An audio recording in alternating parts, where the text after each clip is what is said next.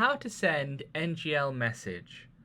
So whether you're on Instagram or Facebook and you click on someone's story or reels, etc., and they have a link towards NGL, you see something that looks a bit like this person's story here, the one that I've created.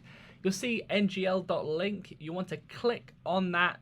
That's going to be sending you to the NGL app. You may or may not need it downloaded depending on your device, etc.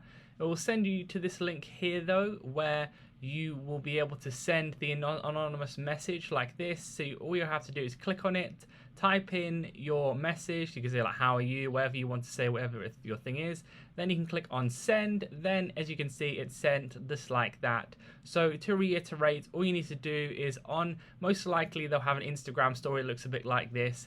Click on the part where it says ngl.link, and then you'll see a little pop-up where it says visit link. Click on that, and then you'll be able to send the message there. So leave a like on the video if that helped, and subscribe for more helpful videos.